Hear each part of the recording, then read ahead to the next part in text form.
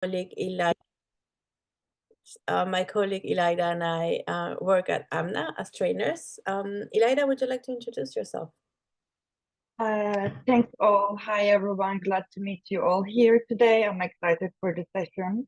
I'm Elida. I have been working at AMNA over a year as trainer facilitator and uh, looking forward to exchanging on many valuable things today with you all.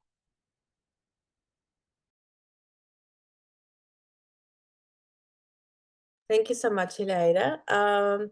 So it seems like we're a small group so far. So I'm gonna spend some time introducing you to AMNA itself, and then we are going to jump into our session today, following a quick ritual that we practice at AMNA, which we call a check-in, which is an activity that allows us to check in with ourselves and how we come to this space.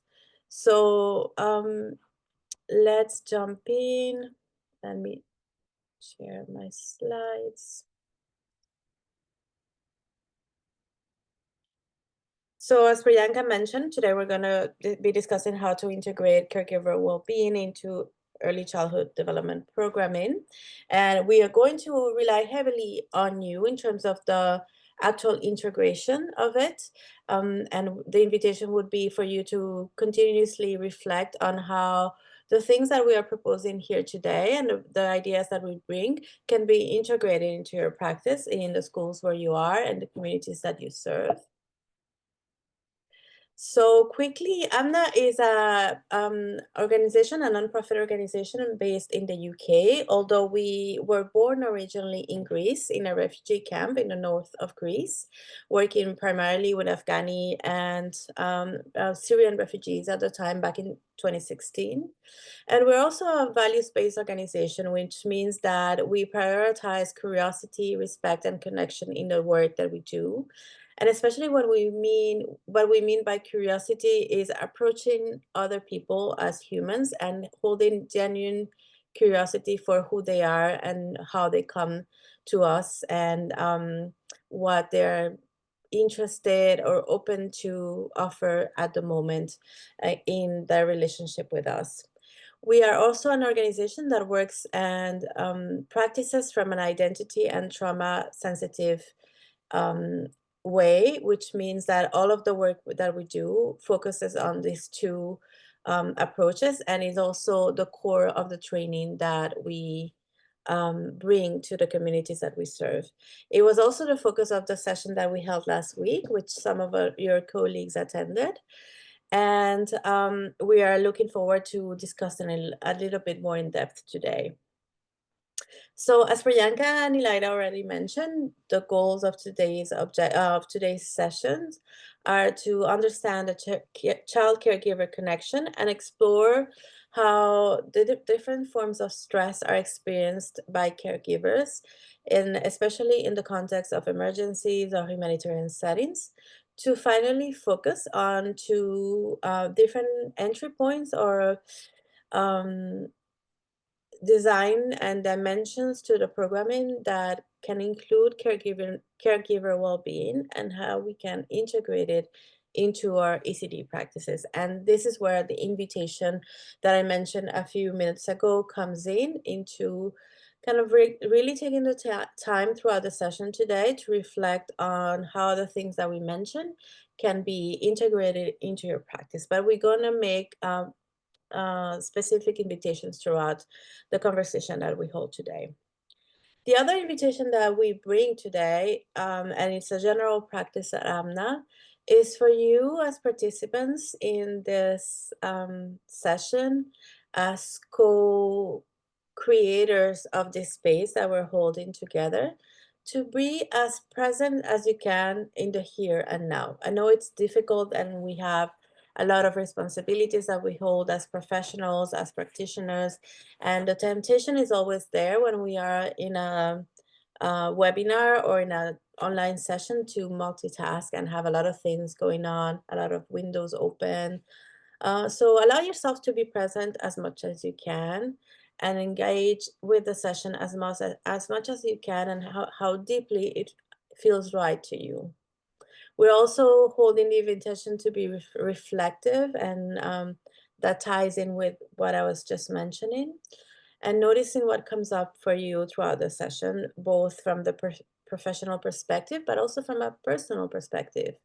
There may be instances in our conversation today where some of the things that we mentioned kind of bring up ideas about your own personal practice as a human, as a person that care gives for others, but also takes care of yourself. And in that, let's also practice to be mindful to the space that we're sharing, the time that others have with us, and how much we participate and engage and give opportunity for others to also do so. So with that, I'm going to make the final invitation for this introductory session to our session, which is to check in with yourselves. And we're going to do that by first finding a comfortable position in our seat or chair and find a way to be fully supported, whatever that means for you. So, fully supported can be feeling your feet on the ground, feeling how your feet are resting on the ground. Fully supported could also mean feeling the back of your legs fully supported by the chair or the sofa or the bed where you're sitting. Feeling that support can also mean finding some comfort in the backrest of your chair. So, leaning in and letting the weight of your body rest fully against your chair.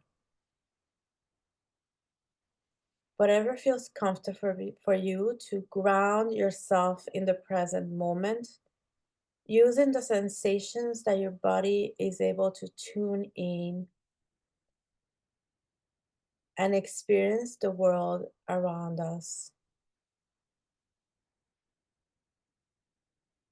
as a space that is continuously holding ourself fully, our body fully, every part of our body fully.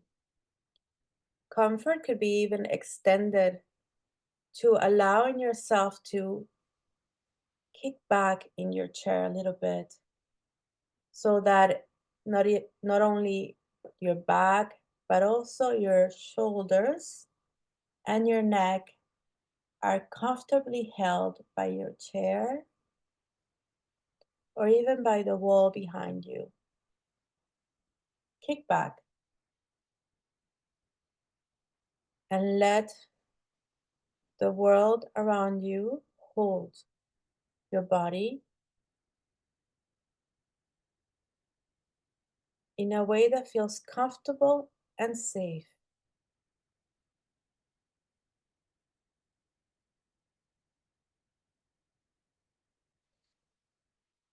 And now that we've been hold, that our chair is holding us in a comfortable and safe way, let's turn our gaze inward. Let's look inside of us. You're welcome to close your eyes if that feels comfortable and safe to you.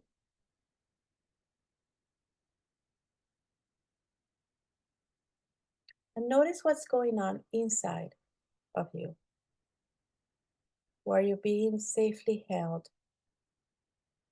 by the space that surrounds you. Notice what sensations are coming from the inside of you. You may feel some tension in your muscles. You may feel the need to stretch or relax even further. You may, by the fact of paying attention, start to notice sounds coming from inside your body, like your stomach making funny sounds, or even more subtle sounds like the sound of your breathing in and out, the sound of saliva in your mouth,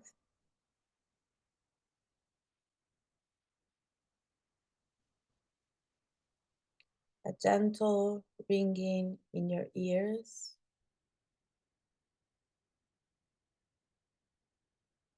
Just pay attention. Notice. It's not about judging, it's not about changing, it's just about noticing, paying attention to what is going inside of us.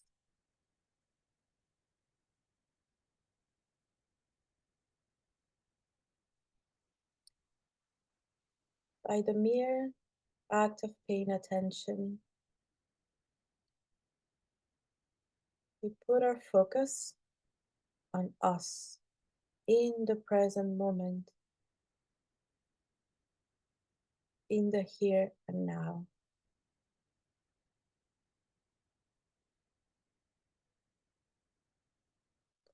And by focusing on the here and now, let us pay attention to one more thing. What is my mood in the moment?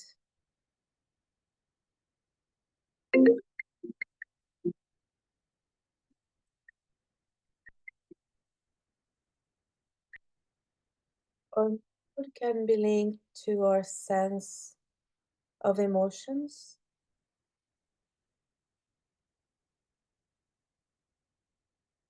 to our levels of energy, and even to the thoughts that are circulating in our mind. What am I thinking about? Am I thinking about this practice I'm engaging in right now? Am I thinking about the following minutes of this session? What emotions accompany those ideas? Let's just notice, pay attention,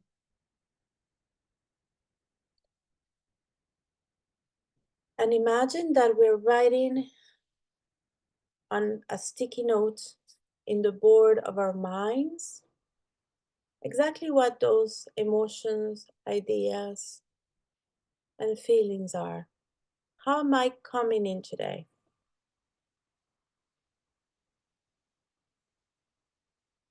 So you pick up a pen or pencil, pick up a piece of paper or a sticky note, and you write. Just imagine writing those things down for yourself and pin it on the board of your mind. Like something that you need to keep present for the rest of the session. And once you've finished, let's open up our eyes gently, come back softly into the room.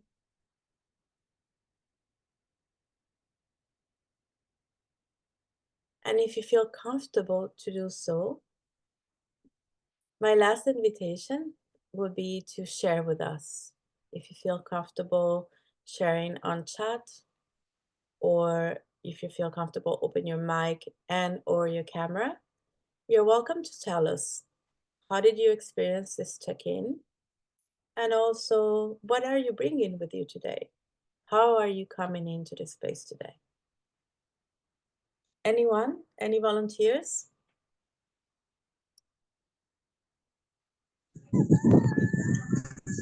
Yes, thank you so much, Camille. Just that currently in refugee camp, and thank God for this initiative that you people came out with after leading a CBO, which is community-based organization in a refugee camp, and we also implementing support where we support ECDs in a refugee camp And what sorry, we see currently, because of the lack of food, people are traumatized, people are committing suicide, and the way as leaders, we really wanted to see that the lives of people are being transformed through our trainings, and also we also engage our community through well, we have to see that our Kamis, I'm so sorry, but your sound is breaking up a lot. I understand you may having some connection challenges, but we hear basically one of every 5 words you say. I'm so sorry. Okay, Maybe you want to text on the chat and tell us a little bit about how you experience this check-in. yes, it's okay. Thank you very much. Right. We have a comment on the chat. Chang is saying, I am feeling so relaxed now. Great, because I was facing some pains at the back of my head. Oh, I'm glad you found it relaxing, Chang. Thank you very much for sharing. Anyone else?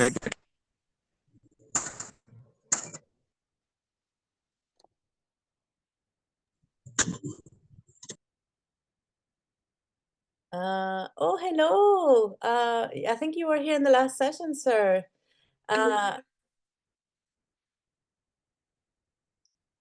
Feeling so fine and very free and more energetic. That's so interesting because these activities tend to be relaxing and then allows us to feel how relaxing can also be a source of energy, can also help us restore some energy levels for ourselves.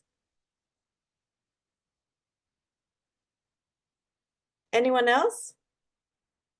How about telling us how you're coming in? Like Chen told us that they were having some back pain. How about you? How are you coming in into this session in particular?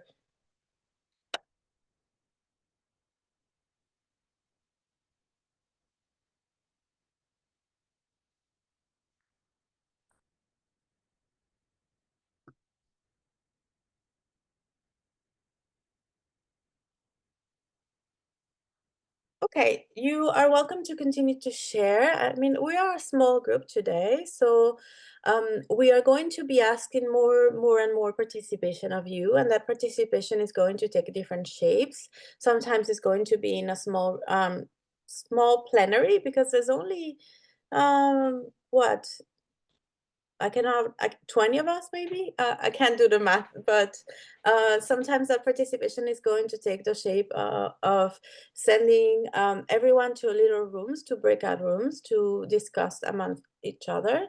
So we'll see how the session progresses and what we can do together. For now, it's over to Elida, who is going to start the session on understanding child and caregiver connection.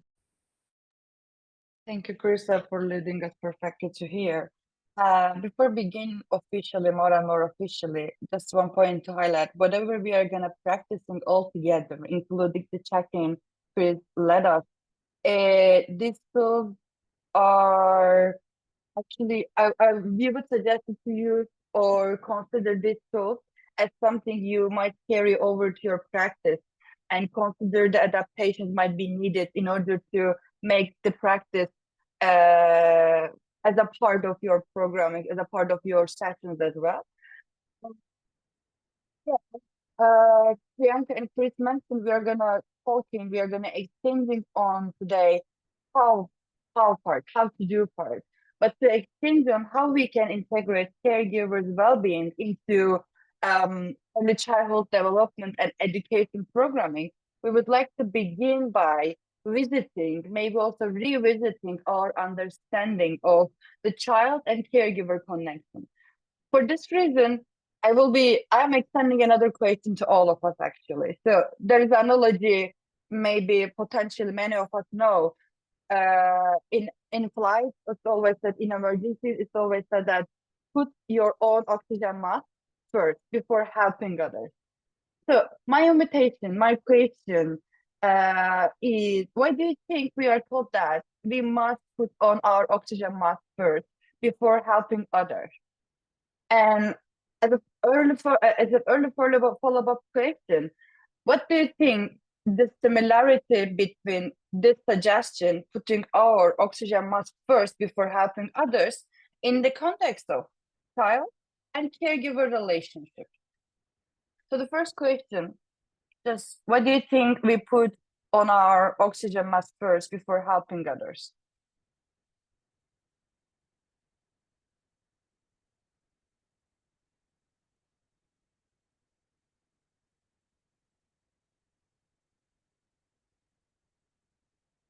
You can use the chat option as well.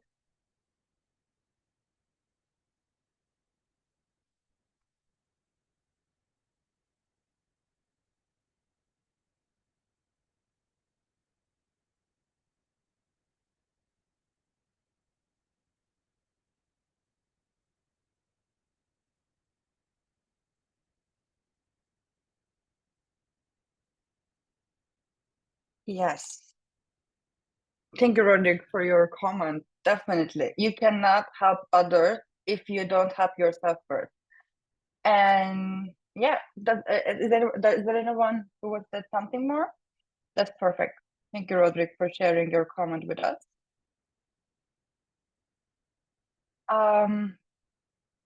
So let's move on for the sake of time. As Roderick mentioned, as living animals, actually, it's not quite sustainable to help support others if we don't have inner resources of it for ourselves first. So we cannot regulate any other person if we are not regulated as well. And we cannot be fully present, responsive, active in interaction, active in communication, unless we are fully present, regulated, responsive for ourselves first. And it also, and maybe also dominantly applies in the context of child and caregiver relationships. As a stressed caregiver, they may struggle to be present, responsive, and emotionally available for their child. If, for example, if a caregiver having unsettled emotions, feelings, thoughts, challenges, and their effort, their challenges to sustain their responsive, present, available caregiver practices might be actually a source of deteriorating experience, because it is where caregivers use the inner source in inner resources to sustain the relationship, or while trying to struggle to meet their child's needs effectively over their self-care. This is not sustainable. This is not a healthy strategy at all. As it said, we cannot pour from an empty glass. I love this. It says so many things in this context. We cannot pour from an empty glass. So today we are here to also highlight one more time that caregivers, they must prioritize self-care to be able to fully present, responsive, and emotionally available for their child. So there are a few changes lead us our today's points. Instead of only focusing on child behavior, now we are here to recognize child and caregivers practices together. One of the biggest contributions actually helped us to discover the importance of caregivers' well-being in child rearing practices, in early childhood development, is our evolving understanding of child caregiver relationships and early childhood development. Maybe we can go to next slide, because so it was claimed that before, children are blank page, coming to the world to be filled by primarily by their caregivers and by their families and society. However, luckily, right now we are in the position where we discovered that it's fully accurate approach, actually. Children do not come as blank pages, and the relationship between caregiver and child is actually mutual, multidimensional. As children actively interact with their caregivers in this relationship, in the relationship of caregiver and child diet, they can shape and be shaped in return. Although, yeah, this relationship between child and caregiver has several sub dynamics, fluid, ever changing sub pillars.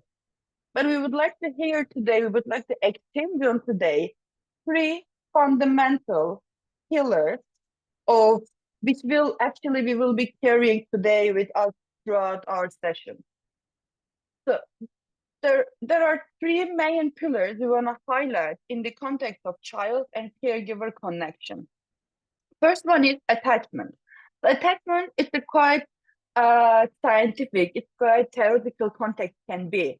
That's why actually while we are working with certain communities or while we are working in certain communities, it's important to keep in our mind what does attachment mean for this society, for this individual, for this family? Because attachment means different things. Attachment has different connotations in different cultures. In some cultures, attachment has negative connotations, like it means sickness, it means dependency. In some cultures, attachment has positive connotation while referring to ongoing and unwavering relationship between child and caregiver or two people. But here, what we are meaning by attachment is actually the emotional bond between a child and caregiver, where a child will be carrying over the course of their life. Uh, if caregivers are overwhelmed and their ability to provide a secure base for healthy attachment might be disrupted. The second pillar we want to mention here is caregiver attunement. What is caregiver attunement? Caregiver attunement is basically the ability to recognize, understand, and respond to a child's emotional cues, emotional signs, needs. It's basically the harmony between child and caregiver. It's like a tuning and tuning an instrument. We listen closely, adjust, and respond to create the harmony. The third one we want to mention here is co-regulation. So co-regulation as a concept, it's the process where at least two people help each other to manage their emotions. In child caregiver diet, it's actually children, child part with depending fully on their caregiver to help them to regulate their emotions. For example, a calm, attuned caregiver might be more likely to foster a child's ability to manage emotions. On the other hand, a dysregulated caregiver may struggle to provide the stability a child needs. That's why actually supporting caregivers' well-being, it's not a luxury. It's not an advanced level in our programming. It's actually an essential for fostering healthy attachment, healthy development, emotional, social, development patterns. But but we are also aware that in certain cultures, the pillars of child and caregiver's relationship can differ. So before I pass over my colleague Chris, I would like to ask, uh, based on your experiences in your community or based on the communities you're serving, what do you think what's important in their culture, in their values? What are the main pillars of caregivers, child relationship?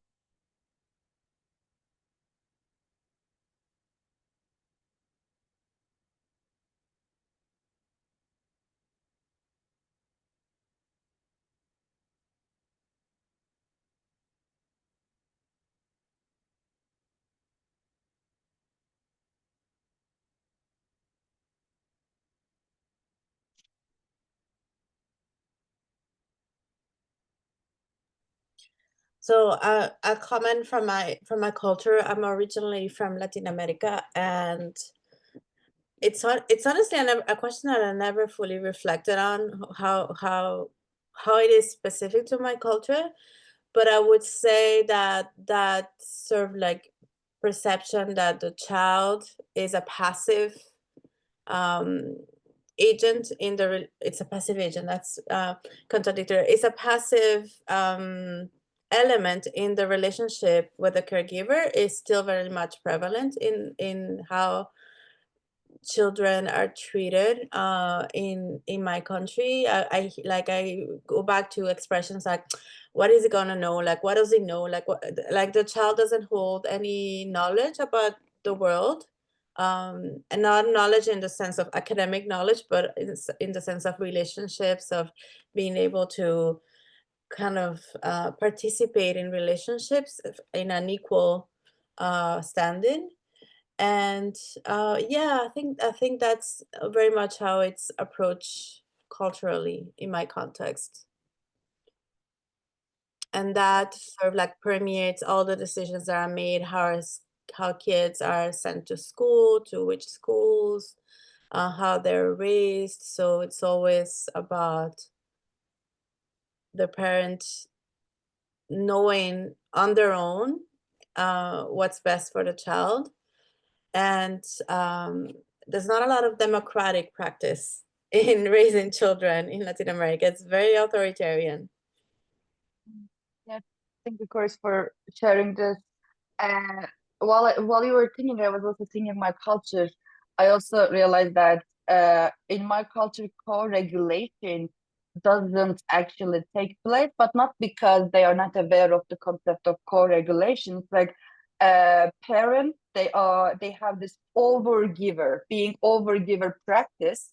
So it's not a practice that they should be thinking about their self-care. The practice is that you should confirm what you have inside of you in order to fulfill the needs of your child. And there's no limit in it. Priyanka, did you want to add something? Yeah, I was gonna say very similar in India as well. I think there's a lot of like respect that you need to have as children for like anyone elder.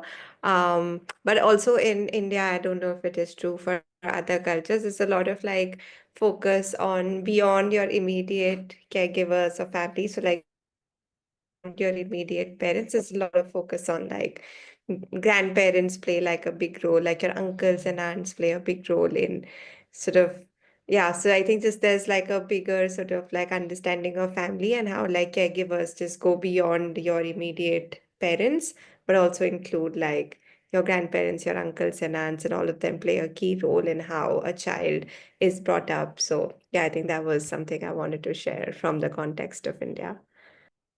Many thanks for sharing, Priyanka. It's really an amazing point. Actually, I feel like we can talk on it for ages. Having a multiple caregivers, including extended family members. I saw a comment in the chat.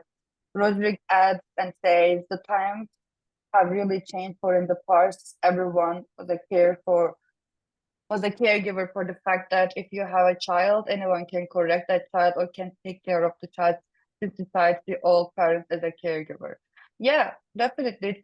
I guess it also spoke to what Priyanka mentioned, having a multiple caregiver and multiple caregiver practices. Thank you everyone But for can I add commenting on. something? Can I add Yes, something? go on. Yes, please.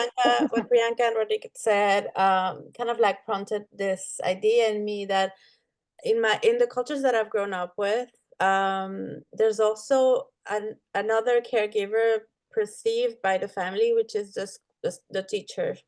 And in that caregiving relationship to the child, the expectation is not only for the teacher to care in terms of education, but there's also a true emotional bond that exists and is expected from the family to the teacher with the child. Like there is a level of caregiving that I haven't seen in this culture. For example, I live in the United Kingdom, where it's not too socially acceptable or even legal at times, for teachers, for example, to openly hug or openly provide some sort of like intense physical co-regulation to the child when they are crying. And that is way more accepted in my culture and other cultures that I've been in contact with, where the teachers are not only allowed, but also expected to physically support the child in co-regulation and to build an attachment bond that is based very much on the educational setting, but in a true human kind of like physical connection to the child. And I think that's an interesting point, because many of us, like so many of the points that have been brought up, like many of us work in different cultures, and they are quite, you know, contrasting practices in the school settings about that. Yeah, definitely. And also considering children, they spend for a while in their life, half of their day in an interaction with certain teachers. It really speaks to many other dimension we need to discuss actually. But I wonder whether what Chris mentioned here, I saw Priyanka and Roderick comment, whether does it sound similar to anyone in the room, anyone else in the room, or? Yes, Rodrigo is saying that, I don't know if you're saying your name right, but you're saying that it's correct, that you agree with us, I guess, in general. I wonder where are you based? Where do you practice? What culture are you referring to?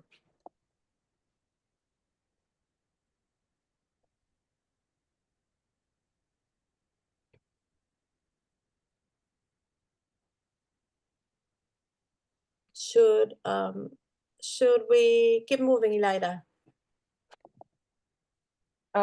Yes, Chris, I will be handing over to you to talk about and explore altogether understanding the caregiver stressors, and before talking about how we can put an effort to integrate the caregiver's practice, caregiver's well-being into our practices.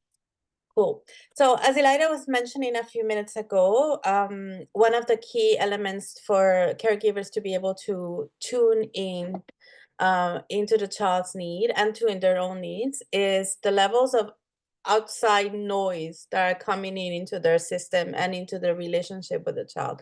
And when I mean noise, I am referring specifically to stress or challenges, things that may make it difficult for us to focus on the relationship that we're having with the child, on caregiving, and but paying attention to what is going on with them.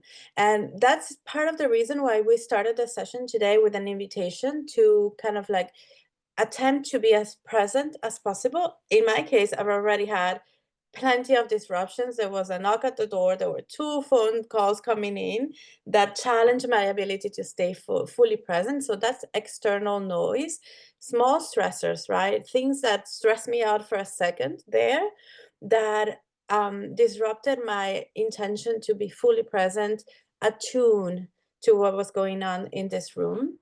And that is just a small example. And by the attunement is by our ability to attune and block out those stressors that are coming out, we can provide better care, but also not only to the child, but to ourselves by practicing regulation and co-regulation. So what we like to attempt to do is, there's 10 of you as attendees today. I'm going to ask Priyanka to kindly split them in pairs. Do you think that would work, Priyanka? So we're going to send you to, oh, there's someone else coming in. So we're going to send you to breakout rooms in pairs or trios if it becomes uneven at some point. And the challenge is then to discuss amongst each others, what are the stressors that caregivers face in the communities that you serve.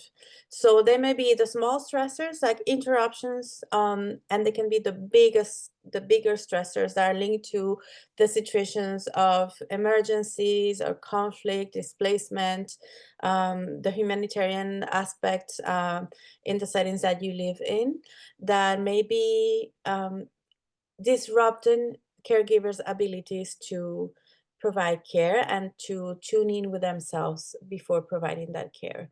So let's do that. Priyanka, please. I'm going to write the question in the chat anyway, so everyone has it. And then we're going to take 5 minutes to do this. We're going to give you 5 minutes to get comfortable in the room, introduce each other, and then have this short discussion before we come back, and then have a hopefully engaging conversation about what you discussed, what came up, what was interesting and contrasting in those experiences. Let's go.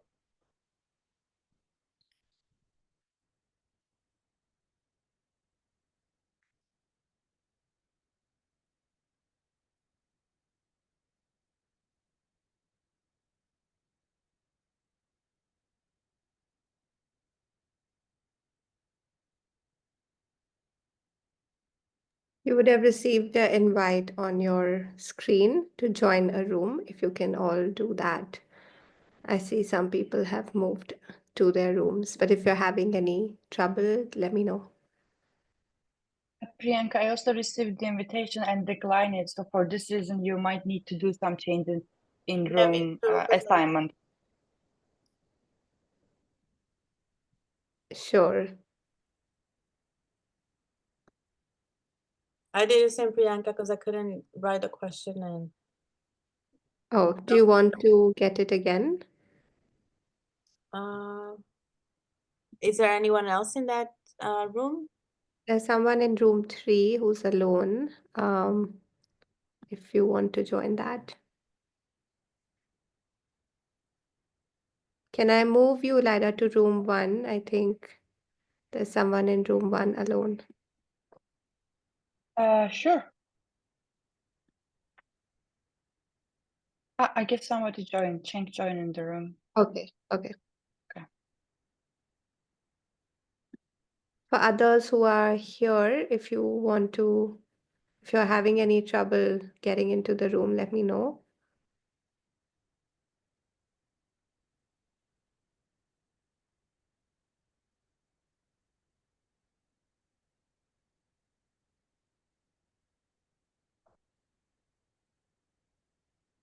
Louis, Ayan, Kamis, I don't know if you're here, if you can hear me.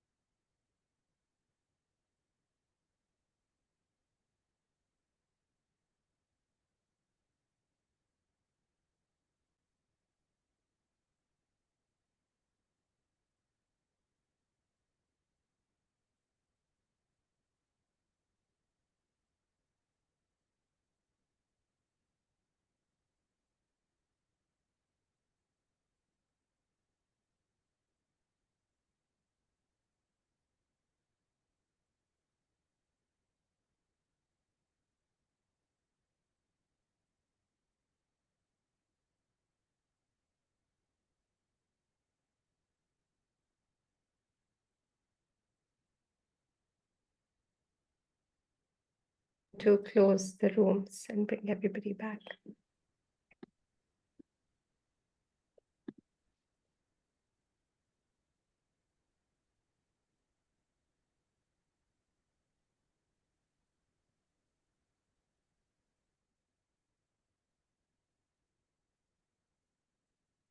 Is it possible to extend the rooms, but are we too late for this?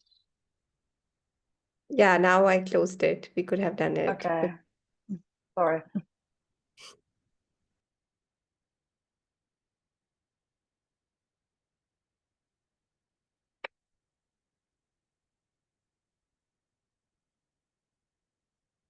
I think everyone should be back in 20 seconds.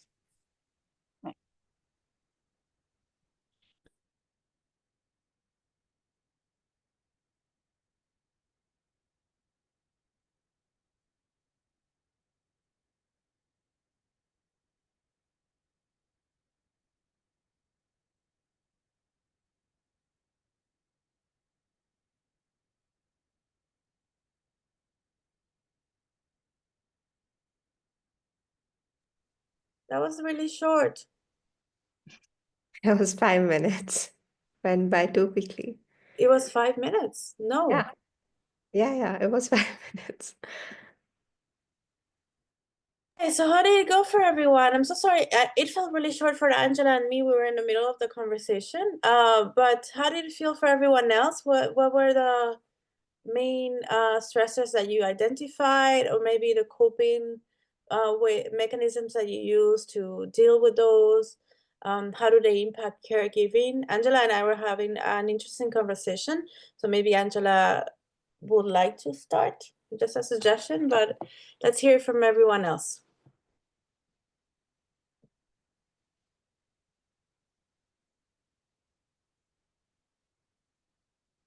Or in the chat. That's also always an option. Okay, good afternoon to all. Hello. I and Victory, we're talking about what caregivers go through. So I would like Victory to share her point of view as we were talking in the chat. Jane Victory, thank you. Yeah, Victory saying that it was good, but the time was short. How was it good, Victory? Like, what do you think was interesting? What did you discover, or maybe shared about the stressors that caregivers experience? Okay, thank you very much for this opportunity. Rodrigo and I were discussing about the challenges caregivers go through in this side of the country, that's specifically in Nigeria. So most of the caregivers are unable to discipline the child because of too much of human right that has been given to the child. Like, for example, a child would disrespect you as a caregiver, but you have nothing to do about it, because if you maybe want to punish that child or discipline that child, it's going to be that you're going against the law or against that child's right. And so we tend to have little or nothing to do about that disrespect.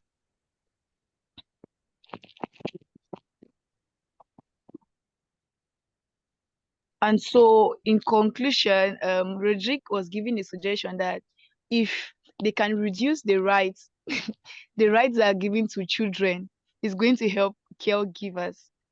So that was his own suggestion before the time cut us short. And what is yours, Victory? What is your input or contribution to that conversation? What do you think could help? Okay, I think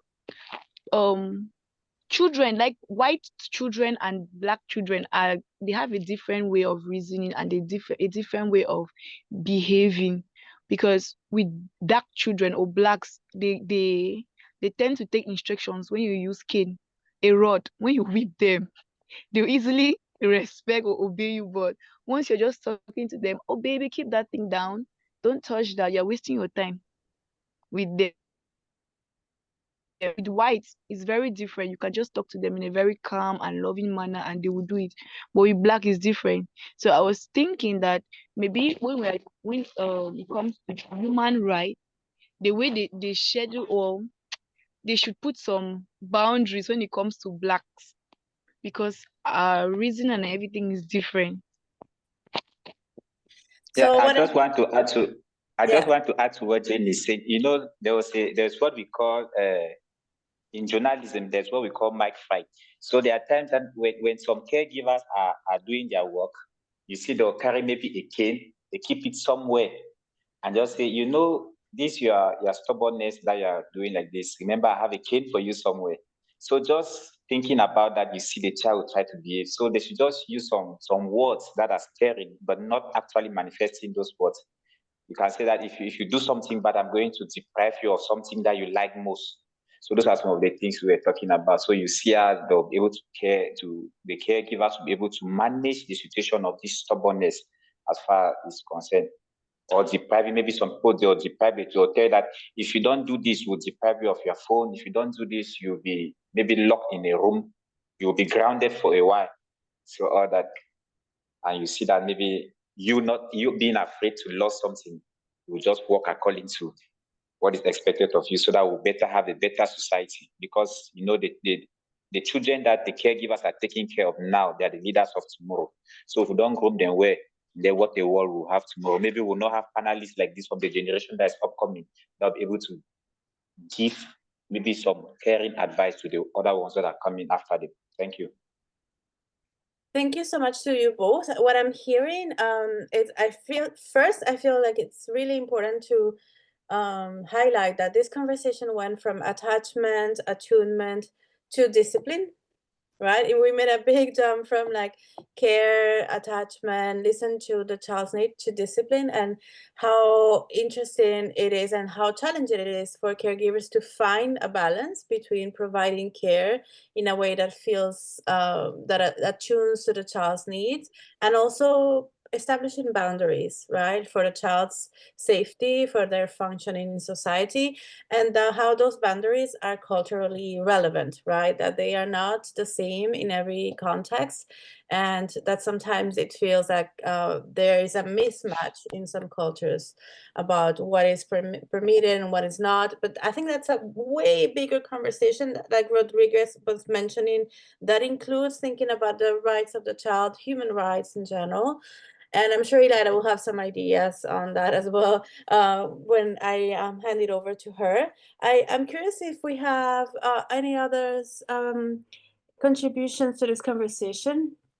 Yes, Angela says using a cane is never the best option. So physical discipline is never the best option. We can come up with other measures of discipline. I'm on the side of Angela. I don't think physical discipline is always the best resource, and there are many ways to kind of like work our way before that happens. But that's a whole big conversation on child rearing, on disciplines, on boundaries. It's so interesting that we make, as adults, we make that jump, right, between attunement and discipline. Okay, so going back to the stresses, and just quickly to I'll also allow Elida some time to continue her presentation. In the case of Angela and myself, we were having a very interesting conversation about an event that she experienced. I don't have the details to that event, but it sounded very much like the stresses that she was facing were very much on the side of emotional exhaustion. Like she had so many things on her plate, and that made it very difficult for her to attune to the child's needs, pay attention.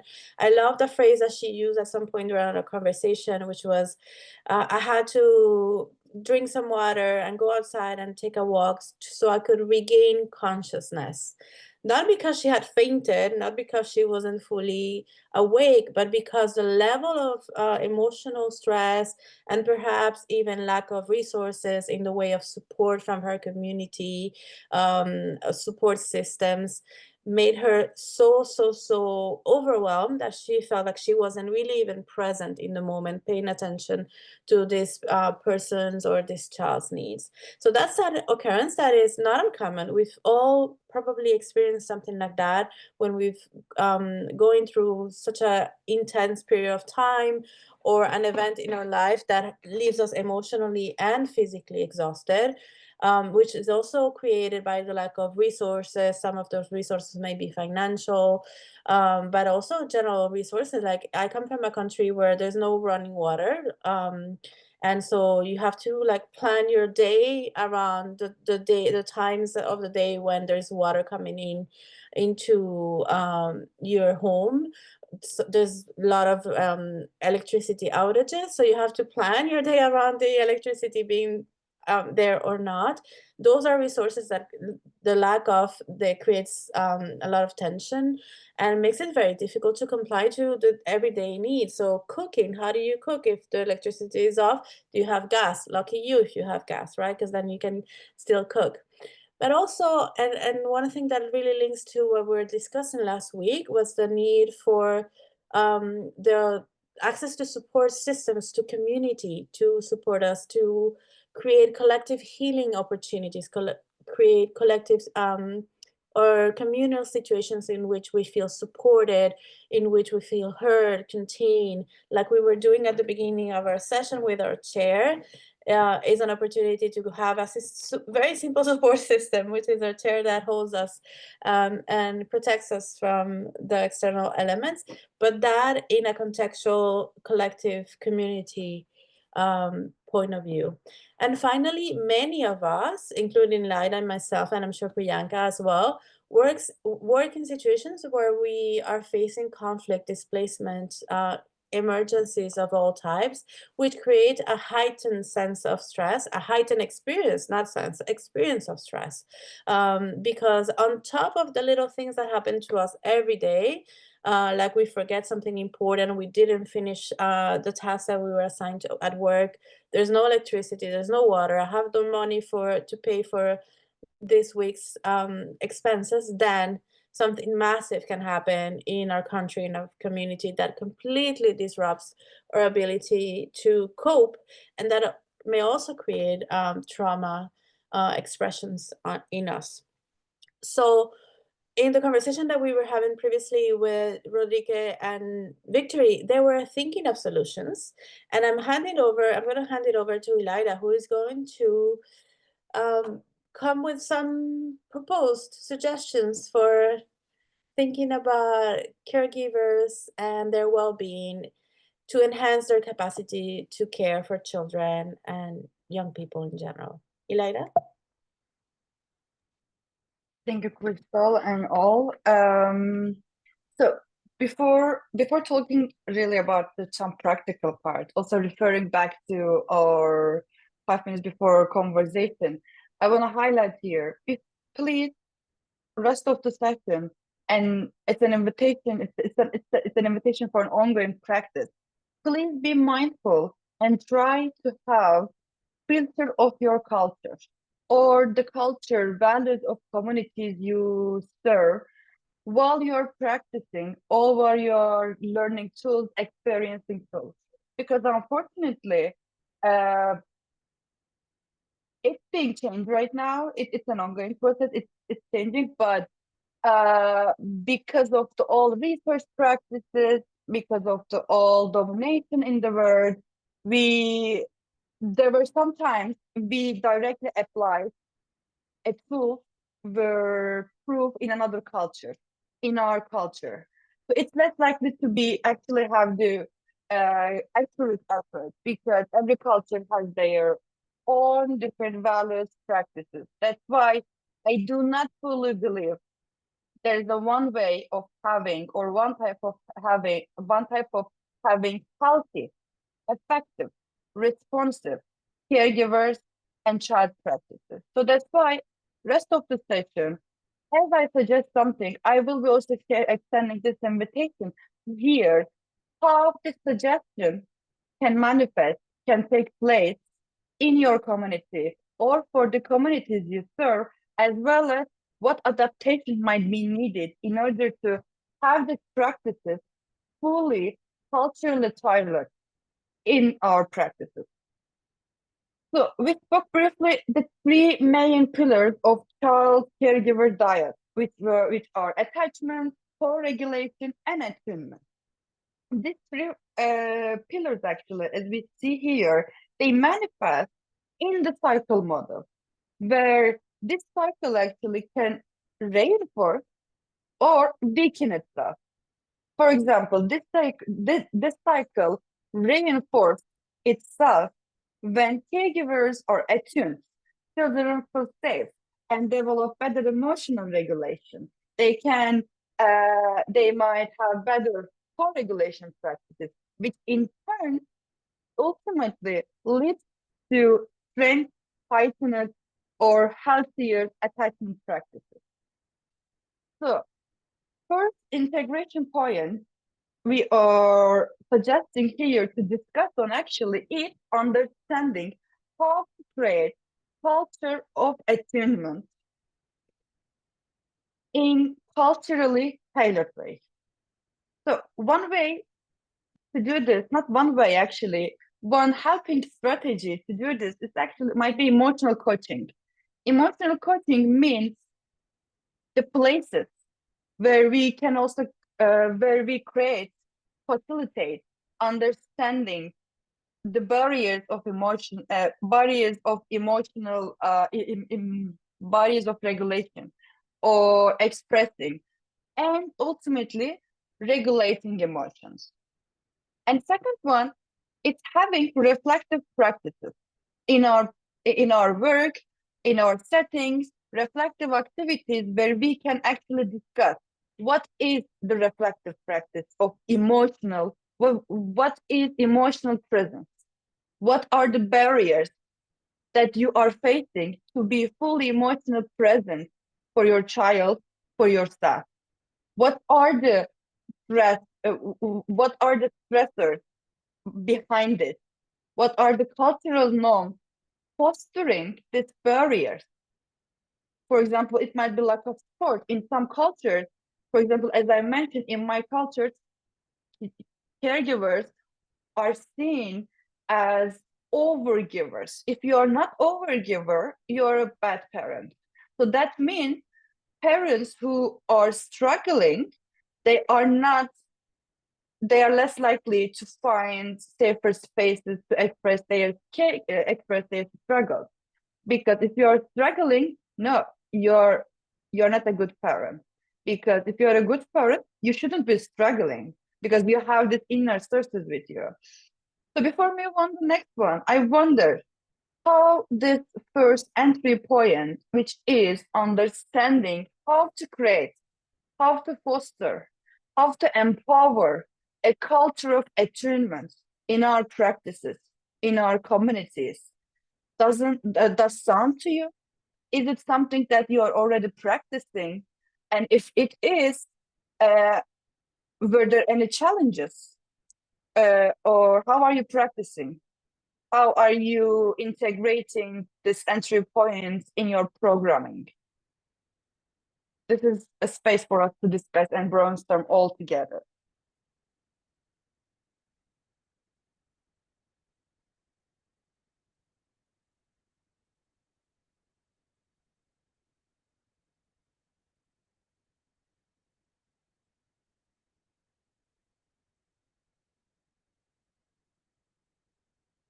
Ilana, can you please repeat the question?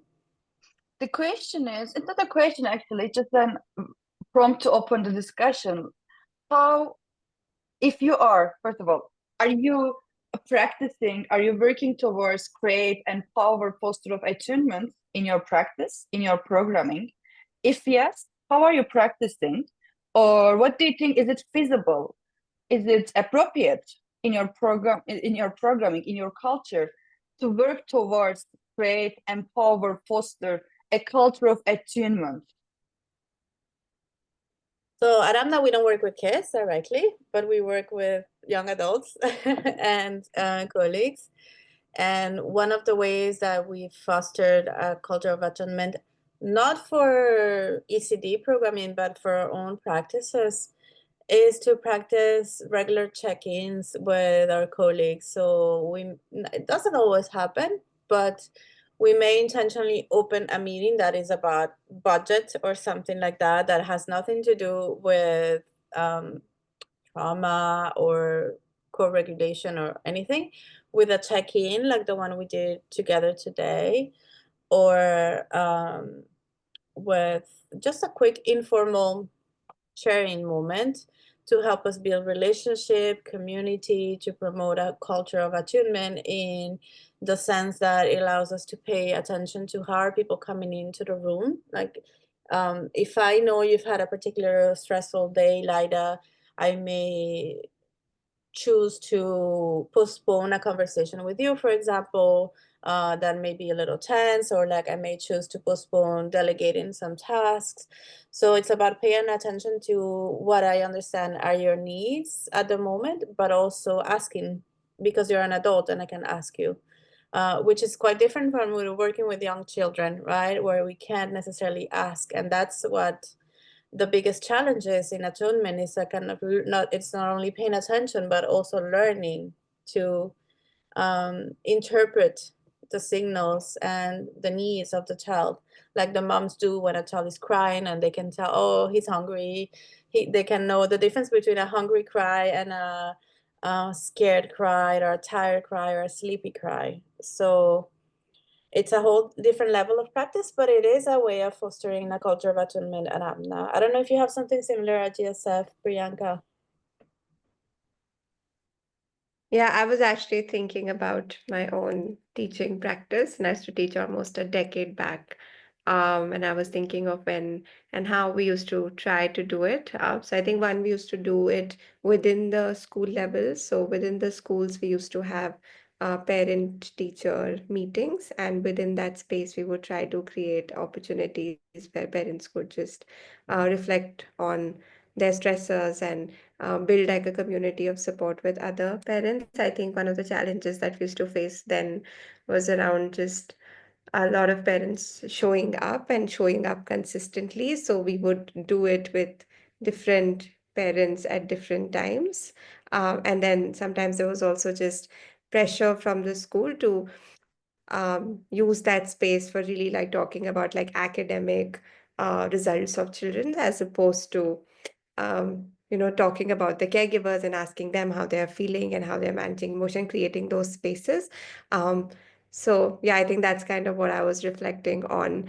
But outside of school, we also used to try and do it a little bit more in the community, which I think had like slightly better uptake because it was where they lived, so it was easier for all of them to come together. I think there was also a lot more comfort in having these spaces created within where they lived.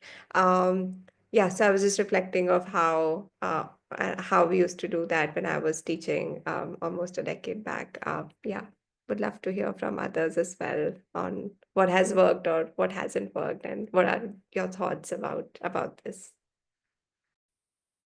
Thank you for sharing this. I was also thinking to change comments actually on chat. I guess they are not in the room right now, but mention in my culture, most children who freely express themselves to their caregiver is the most time considered stubborn or disrespectful, which actually again speaks to how we can create a culture of attunement in a culturally tailored way. And I wonder whether is there anyone else who wants to share their opinions, comments, experiences? Nazia, I hope I'm pronouncing your name correctly. If not, please correct me. So I just would like to share our experiences working in different contexts because I work for BRAC International, and BRAC International operates in both Asia and African context. So to give you some like context of Africa, like we have our parenting program. So this it's for early childhood development program, and it's targeted towards 3 to 8 years children. So in those parenting sessions, we actually have like specific sessions. It's called Speak Your Mind. So in that specific session, we really allow the parents to come up, to really release their own stresses out, because with the thought that if the caregiver and parents themselves are not in a sound mental health, they cannot ultimately support their children, right? So that if with that mindset, actually, we intentionally sort of targeted this kind of session. And in that such a Speak Your Mind is like a very open session where we allow parents to come up and share any of their thoughts. That could be anything. it's mostly like a session for a stress relief session. So it's like a session as like a stress reliever, you can say. So that's like we have this program in Uganda and Tanzania, and we have found like it has really worked well. When we opened this session, the parents were coming out, and because they really don't have the space, right, to particularly when you were working with rural parents, they really don't have the scope to release their stresses out. And particularly in the African context, there are a number of parents who are like single mother, so they already go through a lot of stress. So when we gave them this kind of opportunity to release their stresses out, and ultimately it impacted on the children, right? Because when they're in good mental health, they could definitely provide more support to their children. To give you another example, that's from Afghanistan context. We are currently working in some, closely with some primary schools, and during that time, actually, we also intentionally, set up some psychosocial sessions for the teachers, because in Afghanistan context already, it's a very difficult context. And so, also when we found out that when we actually arranged this kind of cultural attunement sessions for the teachers, and that the teachers actually ultimately can provide more support to the adolescent girls and the children. So that's how we tried to really make the program more intentional to the parents or at the caregivers level, so that ultimately actually the impact are being contributed at the children level.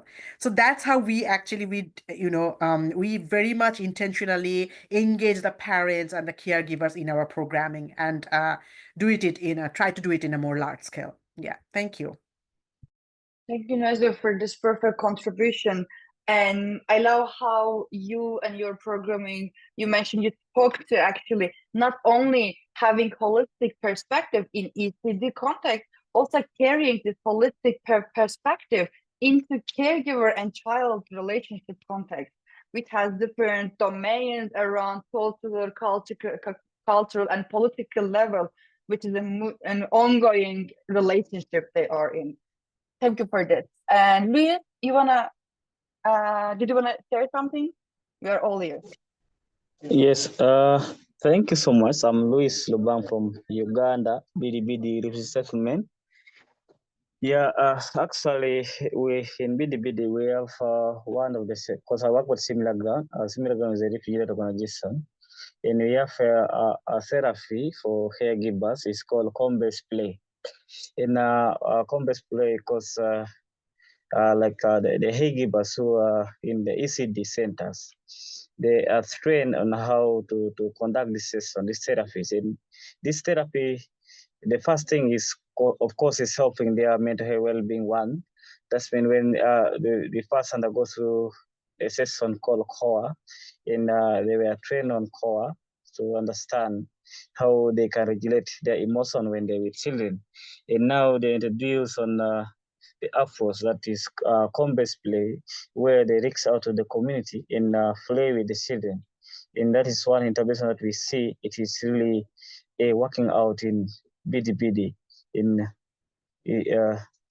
That is briefly what I cause dealing, with as you said earlier on, with the uniqueness of refugees. I mean, so many interventions. And I really appreciate the fact that we are going to do this training. That's mean we need to integrate more intervention to resident caregivers. Thank you. Thank you, Luis, for sharing this. Yeah, for the sake of time, I would prefer to move on quickly because we have 10 minutes left. So the second point, actually, second entry point we were gonna mention, we actually spoke to this today, right now. The second one is actually supporting the culture of co-regulation, supporting co-regulation in caregiver and child interaction by training and providing education for caregivers or resilience building and positive parenting programs, and also integrating mindfulness relaxation techniques into our sessions.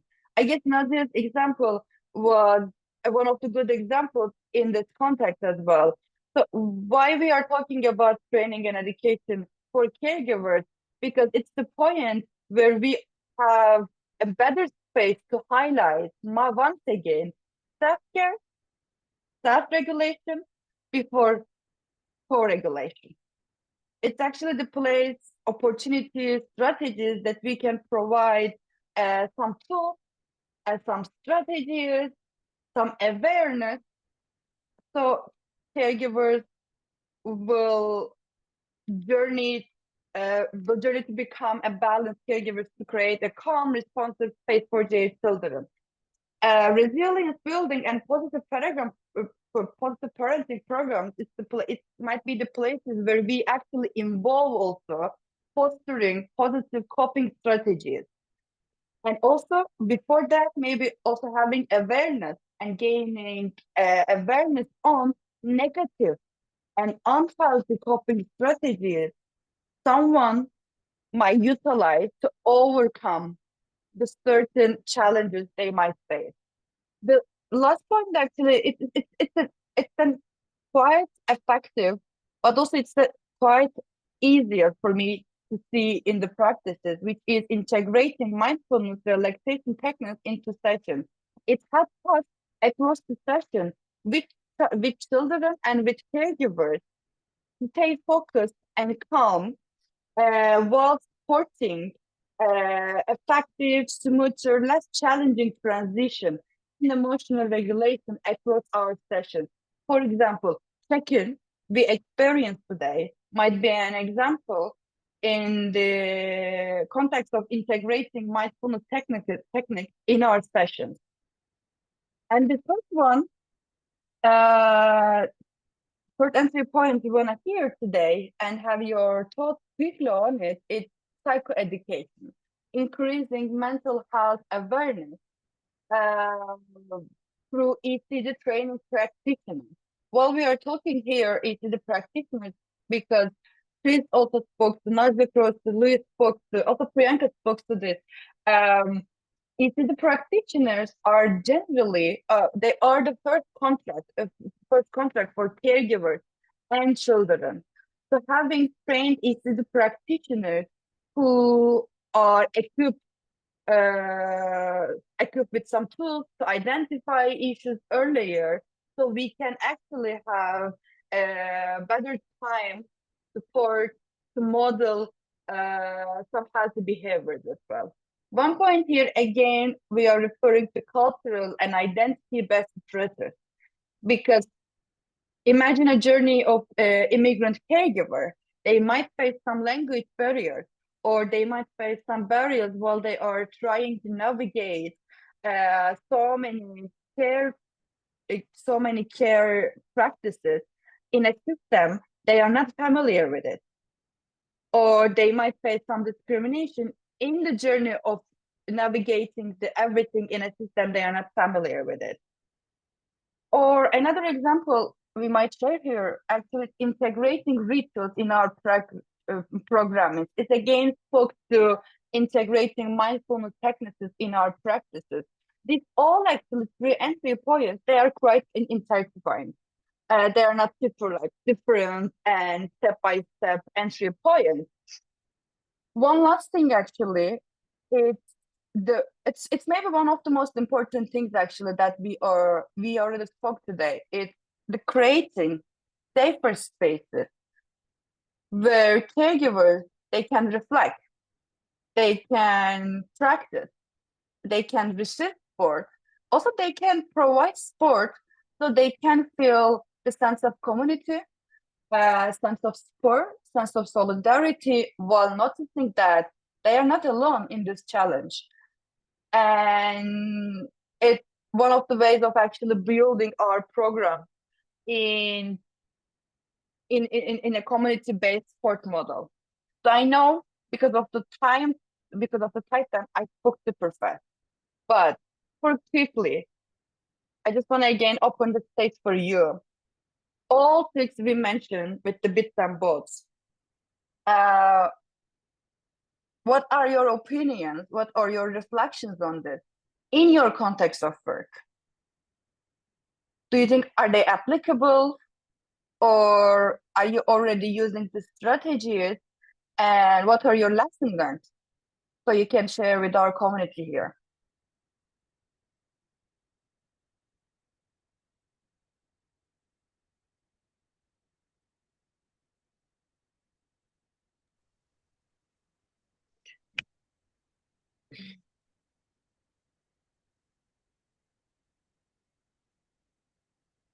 Chris, did you want to share something? No, I just wanted to kind of like summarize a little bit what we discussed today, because I think, Ilayla, you made wonderful contributions to the conversation by bringing this idea that there are three elements to understand the link, caregiver and child, which are the attunement, the attachment, and co-regulation. And we bring co-regulation to every conversation that we have from AMNA, because it is a central piece to kind of take responsibility over either caring for ourselves and managing our own challenges and stressors, or regaining consciousness, like Angela mentioned before. But also then when we're looking at a broader kind of perspective, we're thinking about, okay, how can we create these cultures of attunement in our institutions? And one idea that really stuck to me was what Priyanka was mentioning about how they try to hold spaces for parents to come in and work on, kind of like just have human spaces, right? Humanized spaces where people can come in not only to the school to hear about performance, but also listen, have someone to listen to them about the bigger challenges that they're facing in life, the challenges that the kids are facing as well in theirs, and how there was pressure from the schools for making those spaces more performance driven, right? And that's exactly what we talk about when we think about how can we in our organizations, in the programs that we develop in communities, can actively promote cultures of an attunement while we resist the pressure for the spaces and the little time that we have to spend with these communities being productive in different ways, right? Productive because we're teaching, productive because we're interviewing, because we're doing things that look very, very important, but kind of dismiss the base of the work, which is attuning to each other as human beings. And so I think that's so important that when we think about that, then under it, we're thinking, okay, then to do that, we need to promote co-regulation. We need to create spaces in which people are actively free to co-regulate. I was thinking about a participant last week who said on the chat, sorry, I cannot participate, meaning he could not engage in the activities because he was in a shared workspace, right? So what does that mean? Why can't you, in your shared workspace where other people are like writing or like in meetings, why can't you stretch? Why can't you move around a little bit and co-regulate with the people in the screen? Why can't you do that at work? So it's also about lifting some of the misconceptions about what is okay to do at your place of work or okay to do at school. And those beliefs need to be actively challenged for this to be able to create a culture of attunement. And then finally, psychoeducation comes with it. It's part of the package, right? So we were interested today to hearing your opinions and thoughts about it. I think, Priyanka, maybe we can, as you share the slides from today and kind of summary, we can also leave like a homework question or like a reflection question at the end of the key takeaways for everyone to take with them and continue to reflect on this, because they have in the session today. And we were hoping to spend some time at the tail end, so now, to practice some regulation together, if that's okay with you. Priyanka, what do you think? Sounds good. Let's do it. Okay, so I am going to teach you basically a very simple regulation exercise to practice with your screens off. We had the ambition of practicing a mirroring exercise, but for that we need the screens on, the cameras on. And so let's go for the individual regulation. Oh, hello, Luis. Okay, so this is the butterfly hug, and some of you may be familiar with it. It's a very simple exercise. We're going to imagine that our hands are the wings of a butterfly, and we're going to cross our hands across our chest, and then just feel the weight, put a little pressure into that, and feel the weight of your hands on your chest. Just feel and notice how that sudden sort of unusual contact, we don't do this every day all the time, right?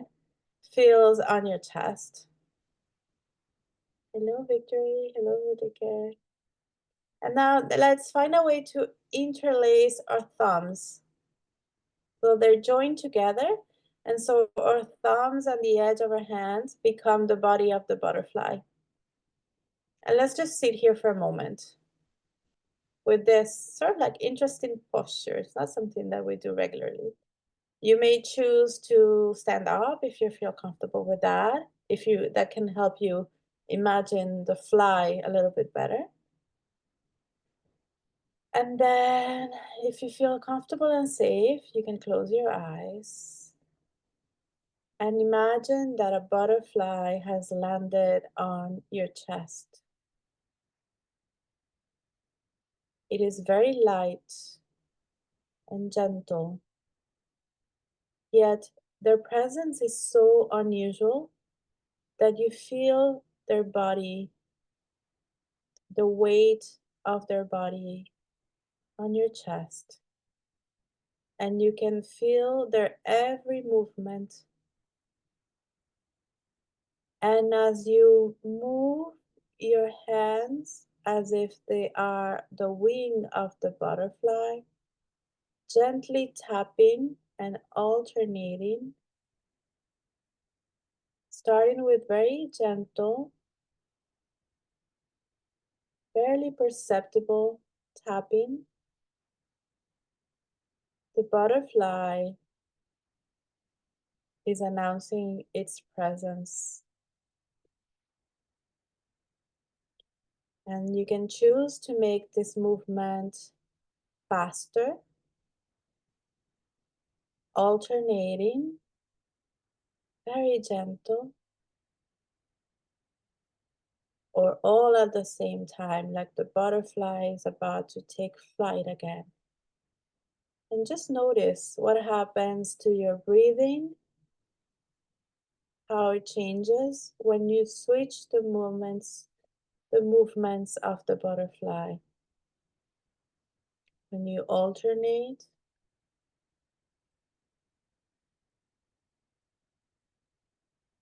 when the butterfly stops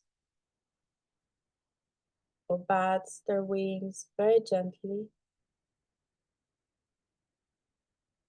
and then when it starts to go faster.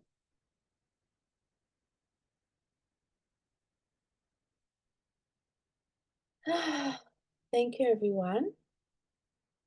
I hope you can see yourself practicing this at home with yourself, with your children, with your families, and with the communities, and come up with different adaptations and different stories for the butterfly. It's been a pleasure to share this space with you. Thank you so much for your presence. Priyanka sharing the survey with you live at the moment. Priyanka? Yeah, I just shared a poll. If you can all stay back a minute and take it, it's a pretty short poll. Um, Also, we have our last session as part of this learning series next Wednesday, where we're going to look more into localization and contextualization, and we'll have INEE lead that session for us. So if you're able to join us for that, I think it'll be a pretty interesting session, and we'd love to kind of hear more of your insights in that session as well. So we welcome you all to join that one. I'll share more details on that over email. And if you've taken the poll today, you are free to leave. And thank you so much for your time and engagement today. And thank you to our facilitators for leading us through this very important and difficult conversation and doing it in a very easy to understand manner. So really, really grateful to you for your time today. Thank you, everyone, and thank you from everyone at AMNA, including my colleague Nana and I. Pleasure to meet you, and we hope to run into you again very soon. Thank you, Priyanka. Thank Bye, you everyone. all. Please take care of yourself.